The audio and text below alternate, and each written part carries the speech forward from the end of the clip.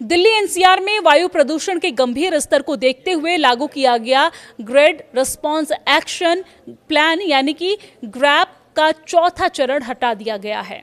यह निर्णय वायु गुणवत्ता में थोड़ा सा सुधार और प्रदूषण के स्तर में कम होने के बाद लिया गया है। दरअसल ग्रैप 4 को हटाने का मतलब है कि निर्माण गतिविधियां, ट्रकों के प्रवेश और अन्य संबंधित प्रतिबंधों में ढील दी जाएगी, जिससे लोगों को थोड़ी सी राहत जरूर मिलेगी। अब आपको बताते हैं कि ग्रैप 4 हटने से आर्थिक गतिविधियों को किस तरीके से बढ़ावा मिलेगा।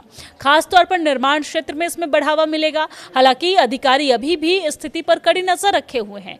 यदि वायु प्रदूषण या वायु गुणवत्ता फिर से बिगड़ती है तो ग्रैप के विभिन्न चरणों को फिर से लागू किया जाएगा, लेकिन अभी स्थिति को थोड़ा सा कंट्रोल में देखते हुए ये फैसला लिया गया है। नागरिक से अपील की गई है कि वो प्रदूषण को नियंत्रित करने में अपना योगदान देना जारी रखे, जैसा कि सार्वजनिक परिवहन का उपयोग करना और कचरा न जलाना। ये कदम दिल्ली एनसीआर में जीवन की गुणवत्ता में सुधार की दिशा में एक सकारात्मक संकेत है। निर्माण और औद्योगिक गतिविधियों पर क्या रोक लगी है? तो इसका जवाब यह है कि ग्रैप 3 के तहत कई गैर जरूरी गतिविधियों पर सख्त प्रतिबंध रहेगा। गैर आवश्यक निर्माण और तोड़फोड़ कार्य पूरी तरीके से बंद रहेंगे। स्टोन क्रशिंग और खनन गतिविधियों पर भी फिलहाल रोक रहेगी। अब सवाल यह भी है कि वाहनों पर कौन सी पाबंदियां लागू होगी। तो दिल्ली एनसीआर के कई हिस्सों में पुराने वाहनों की आवाजाही पर रोक रहेगी। BS3 पेट्रोल और BS4 डीजल 4 पहिया वाहनों पर रोक है और ये पाबंदी दिल्ली के साथ साथ गुरुग्राम, फरीदाबाद, गाजियाबाद और गौतम बुद्ध नगर में भी लागू होगी।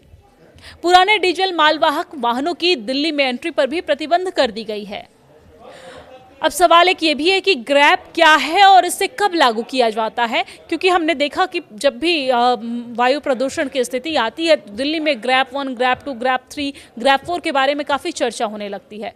तो आपको बता दें कि ग्रैप को पहली बार 2017 में पर्यावरण और वन मंत्रालय द्वारा अधिसूचित किया गया था।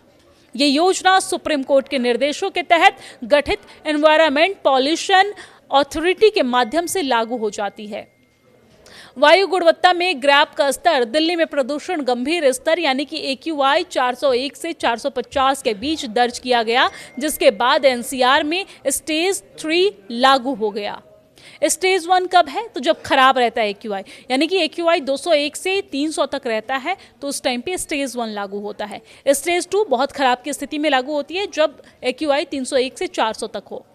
स्टेज 3 गंभीर स्थिति में जब AQI 401 से 450 तक हो और स्टेज 4 गंभीर प्लान यानी कि AQI 450 से ऊपर हो तब लागू होता है। और स्टेज 3 हटने के साथ ही सख्त उपायों में भी ढील दी गई है। तो नवंबर 2025 में ग्रैप नियमों में क्या बदलाव किए गए हैं? तो नवंबर 2025 में CAQM ने प्रदूषण नियंत्रण के लिए ग्रैप नियमों को और भी ज्यादा सख्त कर दिया है। अब कई प्रतिबंध पहले की तुलना में पहले ही स्टेज पर लागू हो जाते हैं। जो उपाय पहले स्टेज 2 AQI 201 से 300 के बीच लागू होते थे वो अब स्टेज 1 पर ही लागू हो रहे हैं। स्टेज 3 यानी कि AQI 301 से 400 के बीच कुछ उपायों को जिसे लागू किया जाता था अब उसे स्टेज 2 में शिफ्ट कर दिया गया है। वही जो पाबंदियां पहले सिर्फ स्टेज 4 या गंभीर श्रेणी में आने पर 450 से ऊपर आने पर लागू किया जाता था वो अब स्टेज 3 में लागू की जा रही है। तो ये बदलाव दिल्ली एनसीआर में बढ़ते वायु प्रदूषण से निपटने के लिए अधिक आक्रामक रणनीति को दर्शाता है और सरकार की तरफ से सख्त कदम उठाया गया है। हालांकि अभी थोड़ी सी स्थिति ठीक है तो ग्रैप 3 लागू कर दी गई है, ग्रैप 4 को हटा दिया गया है। लेकिन ऐसे में हम सभी की जिम्मेदारी बनती है कि हम इसका ख्याल रखें और वायु प्रदूषण को न बढ़ाएं। ऐसे में आप कचरा न जलाएं, ज़्यादा से ज़्यादा जो परिवहन है वो सार्वजनिक परिवहन का इस्तेमाल करें और एक जिम्मेदार नागरिक बने।